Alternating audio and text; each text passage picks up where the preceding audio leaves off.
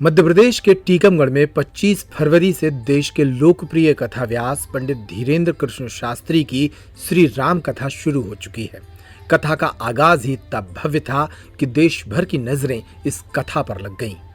पहले दिन शहर की सड़कों पर लाखों लोग निकल पड़े। लगभग 51,000 महिलाएं सिर पर कलश लेकर मौजूद थीं। दावा था कि इस कलश यात्रा ने पिछले सारे रिकॉर्ड तोड़ दिए।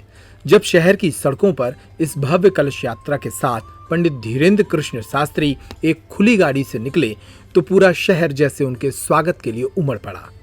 उनके ऊपर पुष्प वर्षा की जा रही थी। ऐसा कोई नहीं था जो इस राम कथा की कलश यात्रा का स्वागत ना कर रहा हो।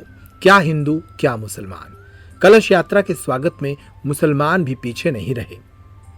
कई जगह पर विभिन्न सामाजिक संगठनों ने कलश यात्रा का स्वागत किया। इनमें मुस्लिम भी शामिल थे। एक ऐसे ही मुस्लिम शालू खान से हमने बातचीत की। उन्होंने बताया कि उन्हें कितनी बेताबी से इस आयोजन का इंतजार था। मेरा नाम शालू खान है, मैं टीकमगढ़ का निवासी हूँ। मेरे यहाँ श्री राम कथा का आयोजन करीब 3 महीने से चल रहा था, जिसकी तैयारी हम लोग जोरों शोरों से कर रहे थे। हम लोगों ने जो सोचा नहीं था, ये कलश यात्रा पिछली बार की अपेक्षा इस बार उससे दुगनी ही करीब 1 लाख के करीब लोग इसमें शामिल हुए, जिसमें महिलाओं के सर पर कम से कम 51,000 कलश नज़र आए। और ये कलश यात्रा इतनी सफल हुई कि हम लोगों ने ऐसा सोचा ना अनुमान लगाया था। कितनी लंबी कलश यात्रा रही? ये लगभग करीब 4 किलोमीटर के करीब की कलश यात्रा पूरे मेन बाजार से होती हुई जगह जगह इसका स्वागत किया गया।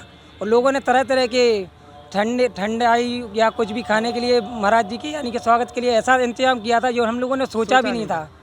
पूरा राममय हो गया आपका। ये हमारा राममय हो गया। हम लोगों ने इतने अयोध्या जैसा लग रहा है। यहाँ पे ऐसा लग रहा है जैसे अयोध्या में आ गए। पूरा भगवामय हो गया है टीकमगढ़। ये हम लोगों का सौभाग्य है। कई जगह मुस्लिम लोगों को द्वारा स्वागत किया गया। और हम भी एक मुस्लिम हैं। हम धर्म मरम नहीं मानते हैं।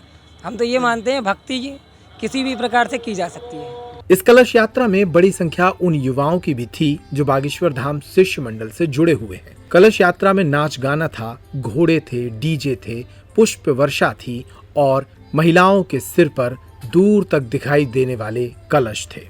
युवाओं ने इस आयोजन की कब से तैयारी कर रखी थी, खुद सुनिए। क्या नाम है भैया? अनमोल व्यास। भैया लगभग 3 महीने से इसकी तैयारी चल रही थी, जिसका आपने रूपरेखा बहुत अच्छी से तरीके से तैयार की है। और उसके बाद आज परिणाम स्वरूप जन सैलाब इतना ज़्यादा हुआ कि अनुमान नहीं लगाया जा सकता था। भव्य शोभा यात्रा को ऐतिहासिक शोभा यात्रा बनाया टीकमगढ़ की जनता ने। और पूज्य गुरुदेव का इतना प्यारा स्वागत सत्कार किया कि कुछ पूछो ही मत। कितना उत्साह था आप लोग को आज के दिन को? उत्साह है, इतना हर्ष था, इतना उत्साह था कि पूरा टीकमगढ़ भगवामय हो गया है। जयकारों से गुंजायमान हो चुका है। लगभग कितने लोग आ रहे आपके कलश यात्रा में? लगभग 60-70 हज़ार लोगों से ऊपर ही ऊपर होंगे।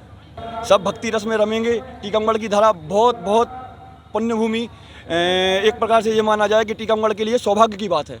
पिछली बार भी बहुत आनंद आया था, लेकिन इस बार जो अनुमान लगा रहे थे हम लोग, उस अनुमान से भी ज़्यादा पब्लिक और स्वागत वगैरह, वंदन वगैरह, ये सजावट वगैरह बहुत विस्तृत तरीके से किया गया है। कुल मिलाकर हिंदू हो या मुसलमान, बागेश्वर धाम के पीठाधीश्वर और बागेश्वर धाम के प्रति आज देश भर में आस्था और श्रद्धा बढ़ रही है।